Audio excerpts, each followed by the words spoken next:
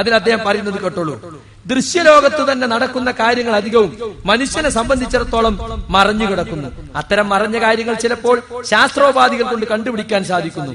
പരമാണുവും ബാക്ടീരിയയും വൈറസും മറ്റും മൈക്രോസ്കോപ്പിന്റെയും ഇലക്ട്രോണിക് മൈക്രോസ്കോപ്പിന്റെയും സഹായം കൊണ്ട് ദൃശ്യമാകുന്നതിന് മുമ്പ് മനുഷ്യനെ സംബന്ധിച്ചിടത്തോളം ഗൈബായിരുന്നു. അതുപോലെ തന്നെ ഒരു മുറിയുടെ അകത്ത് നടക്കുന്ന കാര്യങ്ങൾ പുറത്തിരിക്കുന്നവനും ഗൈബായിരിക്കും. ഈ നിലക്ക് ദൃശ്യലോകത്തന്നെ ഒരുത്തന് ഗൈബായത് മറ്റൊരുവനെ അറിയുന്നതായിരിക്കും. ഇരുട്ടിൽ മനുഷ്യന് കാണാത്തത് പൂച്ചയ്ക്ക് കാണാൻ സാധിച്ചേക്കും.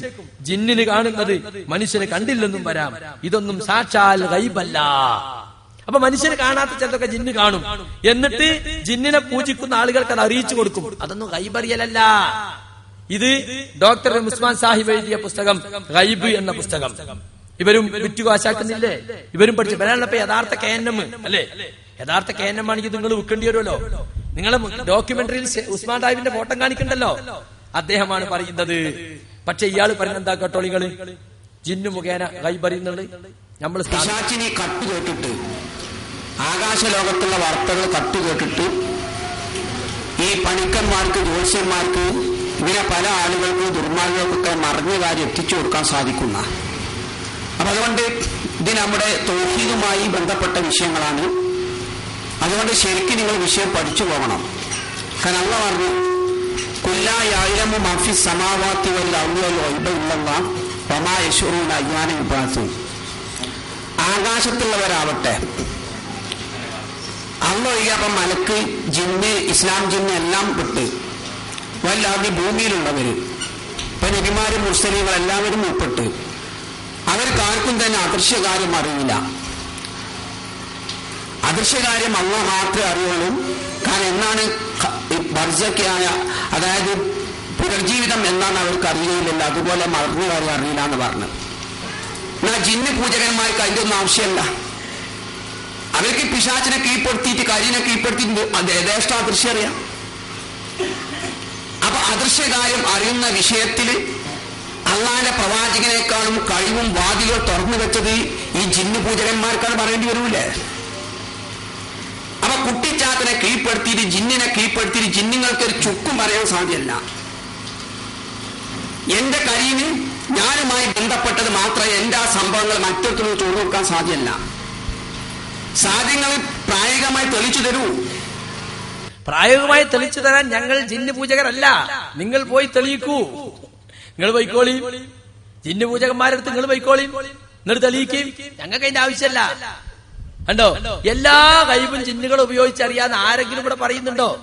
ചിലപ്പോഴൊക്കെ ഈ ജിന്ന് പൂജകന്മാരായ മന്ത്രവാദികൾ പറയുന്നത് ഒത്തുവരുന്നുണ്ടല്ലോ. അതെങ്ങനെയായിരിക്കാം?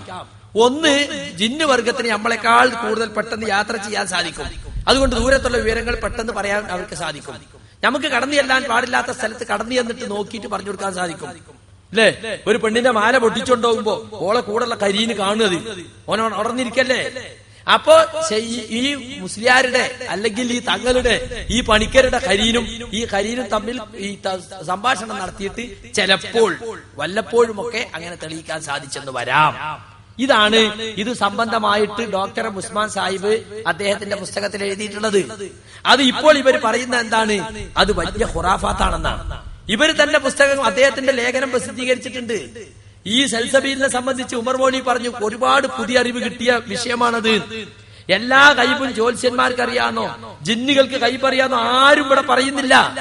പക്ഷെ ജ്യോത്സ്യന്മാരെ പറ്റിയും ജിന്നുകളെ കട്ടുകേൾവിയെ കുറിച്ചും ഹദീസിൽ വന്നത് പഠിപ്പിക്കുക മാത്രമേ നമ്മൾ ചെയ്യുന്നുള്ളൂ. ജ്യോത്സ്യനെ സമീപിക്കാൻ പാടില്ല. സമീപിച്ചാൽ തന്നെ 40 സംസ്കാരം ബാത്തിലാവും, സ്വീകരിക്കൂല. സമീപിച്ചിട്ട് അവൻ പറയുന്നത് വിശ്വസിച്ചാലോ ഖുർആനിൽ അവൻ അവിശ്വസിച്ചു, അവൻ കാഫിറായി എന്നാണ് അർത്ഥം. പക്ഷേ ജിന്നുകൾ റസൂലുള്ളാഹി സ്വല്ലല്ലാഹു അലൈഹി വസല്ലം ഖുർആൻ ഇറങ്ങുന്നതിന് മുമ്പ് വളരെ വ്യാപകമായി ആകാശലോകത്ത് മലക്കുകൾ സംസാരിക്കുന്നത് കട്ടുകേട്ടിരുന്നു. CN അഹ്മദ് മൗലവിയെ നിഷേധിച്ചു. പ്രപഞ്ച രഹസ്യങ്ങൾ ചോർന്നു പോയില്ലേ എന്നൊക്കെ പണ്ട്. അല്ല സംസാരിക്കണല്ല, മലക്കുകൾ തമ്മിൽ ഭൂമിയിൽ നടപ്പിലാക്കാൻ പോകുന്ന കാര്യങ്ങൾ അള്ളാഹു അവരെ അറിയിക്കുമല്ലോ. അവർ തമ്മിൽ സംസാരിക്കുമ്പോ പാറി നടക്കുന്ന ജിന്നുകൾ അത് കട്ടുകേൾക്കും. എന്നിട്ട് എന്തെങ്കിലും ഒരു കാര്യം അയനെ പൂജിക്കുന്ന ആൾക്ക് കൊണ്ടുവന്നു കൊടുക്കും. ഇത് ഹദീസിൽ വ്യക്തമായി വന്നിട്ടുള്ളതാണ്. ഞാൻ നേരത്തെ പറഞ്ഞ സൂറത്ത് ശുഅറായിൽ 221-222 ആയത്തിൽ അമാനുവൽ എടുത്തു കൊടുത്തിട്ടുണ്ട്. ആയിഷ റളിയല്ലാഹു അൻഹ ചോദിച്ചു, നബിയെ ഇവർ പറയുന്ന ചിലത് ഒത്തുവരുന്ന എങ്ങനെയാണ്? അത് ജിന്ന് തട്ടിയെടുത്തു കൊടുക്കുന്നതാണ്. എന്നാ സുന്നബി പറയുന്നത് എന്താ വെച്ചാൽ അതൊക്കെ ജാഹിലിയ കാലത്ത് നടന്നിരുന്നു, ഇപ്പൊ തീരെ നടക്കുന്നില്ല. അത് ശരിയല്ല. ജാഹിലിയ കാലത്ത് നടന്നിരുന്നത് പോലെ ഇപ്പോൾ നടക്കുന്നില്ല എന്നേ ഉള്ളൂ. അമാനി മൗലവി തന്നെ എഴുതുന്നത് കേട്ടോളൂ. അദ്ദേഹത്തിന്റെ ഇസ്ലാമിക ജീവിതം എന്ന പുസ്തകത്തിൽ വിവിധ വിഷയങ്ങൾ 13ാമത്തെ ഹദീസ് നിങ്ങളെ വീട്ടിലുണ്ടെങ്കിൽ വായിക്കണം, മുഴുവൻ വായിക്കാൻ സമയമല്ല. ജിന്ന് അഥവാ ഭൂതവർഗമാകട്ടെ മനുഷ്യരെക്കാൾ രൂക്ഷവും ഗതാഗത വേഗതയുള്ളതുമാണ്. അങ്ങനെ സാധാരണ മനുഷ്യർക്ക് കഴിയാത്ത പലതും അതിന് കഴിയുന്നു. നിങ്ങൾ അങ്ങോട്ട് കാണാത്തത് അവർ നിങ്ങളെ കാണുന്നുവെന്ന് ഖുർആൻ സൂറത്ത് അറാഫിൽ പറയുന്നുണ്ട്. രക്തസഞ്ചാരമുള്ളിടത്തെല്ലാം പിശാച് സഞ്ചരിക്കുമെന്ന് നബിവാക്യത്തിൽ നാം കണ്ടു കഴിഞ്ഞല്ലോ. മനുഷ്യനെ വഴിവെഴുപ്പിക്കാൻ നാനാവിധത്തിൽ പിശാച് ശ്രമിക്കുമെന്നും ഖുർആൻ പറഞ്ഞിട്ടുള്ളതാണ്. ഇതൊക്കെ പറഞ്ഞിട്ട് അമാനി മൗലവി പറയാ, ആകയാൽ നല്ലോണം ശ്രദ്ധിക്കണം കേട്ടോ. ഏതെങ്കിലും ഒരു പിശാചിനെ പ്രത്യേകം സേവിച്ചില്ലെങ്കിൽ കൂടി മറഞ്ഞ കാര്യം ഗണിച്ചും പ്രശ്നം നോക്കിയും പറയുന്ന കാര്യത്തിൽ പൈശാചിക സഹായം കിട്ടും. തന്മൂലം മറ്റുള്ളവർക്കറിയാൻ പ്രയാസമുള്ള പല അറിവും ഇത്തരം ജോലിയിൽ ഏർപ്പെട്ടവർക്ക് ലഭിക്കുകയും ചെയ്യും. ഇതിൽ യാതൊരു അസാംഗത്യവുമില്ല തന്നെ. പിശാചിനെ പ്രത്യേകം പൂജയും മറ്റ് കർമ്മങ്ങളും നടത്തി സേവിക്കുന്നവർക്ക് അവന്റെ സേവ ലഭിക്കുന്നതിലും അസാംഗത്യമില്ല. എന്നാൽ ഇത്തരക്കാർ പറയുന്നത് തെറ്റോ ശരിയോ എന്നതല്ല പ്രശ്നം. അവരുടെ അടുക്കൽ പോകാമോ, അവർ പറയുന്നത് വിശ്വസിക്കാമോ, അവരെ കൊണ്ട് വല്ലതും ചെയ്യിക്കാമോ എന്നതാണ് പ്രശ്നം. ഇതെല്ലാം ഇസ്ലാം കർശനമായി വിരോധിച്ചിരിക്കുന്നു. നിഷിദ്ധമായ വസ്തുക്കൾ ഉപയോഗിച്ച് ചികിത്സിക്കുന്നത് വിരോധിച്ച പോലെ തന്നെ അതുകൊണ്ട് സുഖം കിട്ടുന്നുണ്ടല്ലോ ഇല്ലേ എന്നല്ല നോക്കേണ്ടത്. ഇസ്ലാമിക ശരീഅത്ത് വിരോധിച്ചിട്ടുണ്ടോ അതോ അനുവദിച്ചിട്ടുണ്ടോ എന്നാണ്. അപ്പൊ വ്യക്തമായ വിഷയം അമാനി മൗലവി പറയാണ്, ഇങ്ങനെയൊക്കെ ലോകത്ത് നടക്കുന്നുണ്ട്.